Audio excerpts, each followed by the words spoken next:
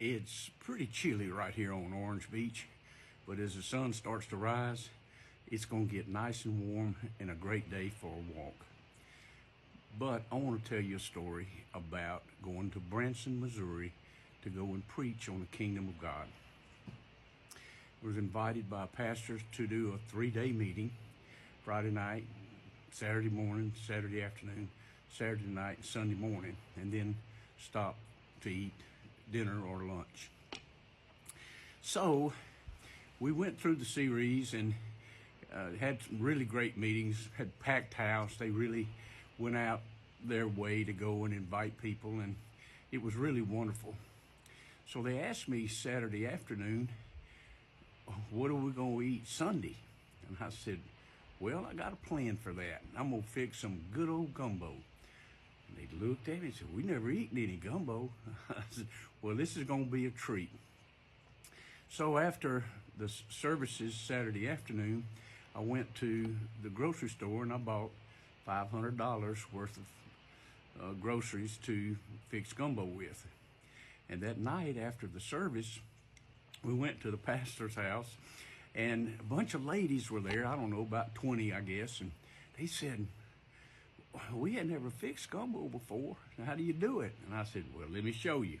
So I had them all cutting and dicing and told them all what I was going to do to that gumbo. And somebody come up and said, well, I can't eat shrimp. I'm allergic. What are you going to have in it? And I said, well, I'm going to have shrimp and I'm going to have roasted chicken and I'm going to have some hot sausage and then I'm going to have a lot of other ingredients as well. And they said, well, I just can't eat anything spicy, another one said. So I made 4 pots. One not so spicy, one spicy, one without shrimp, one with shrimp. And that's the way I did that. So that Sunday morning came, we ministered on the kingdom of God, and we got ready to eat, and everything was already fixed from that night before, and we just had it heated up. And the ladies come walking up. Now, the men were there, okay?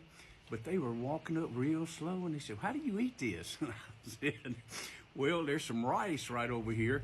Put you some in this bowl, and then put you some gumbo in there, and take that spoon and go sit down and eat. And so, which one's spicy? That one. Which one's not? That one. Which one got shrimp? That one. Which one don't? That one. So every one of them had their pick, see? Well, it surprised me because they just got a little spoonful of rice and put it in there and a little bit of spoonful of gumbo and put it on top of it. And I went, are they going to eat or not?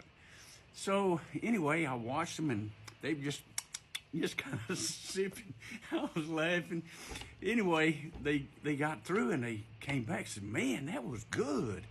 So they came back for some more.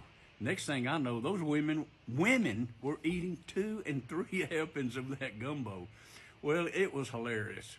I watched the pastor, and he went in and got him a couple of bowls with lids on them, and he started putting gumbo. I said, what you doing? He says, I'm going to keep this, and I'm going to put it in my freezer. When I get ready to eat some gumbo next week, I'll have it. I said, oh, okay, all right. So anyway, they must have all really liked it, is my point. So here I go.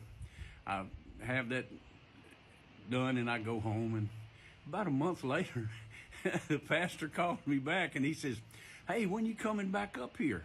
And I said, well, you want me to come back up and teach some more on the kingdom of God? He said, well, I was really thinking you might come up here and fix some more gumbo. All right, so here's what I'm going to tell you. I think my cooking is better than my preaching, and that's all right. Here's another thing I'm going to tell you. If you want people to come to your meetings, it's like fishing. You feed them, and they will come. We had a packed house, and everybody enjoyed that gumbo. The second time around, even better, because they knew what they were looking for.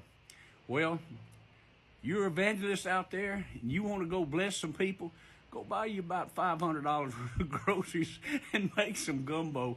You will please everybody with your food and hopefully with your preaching. God bless you guys and go in peace. Love you. Bye.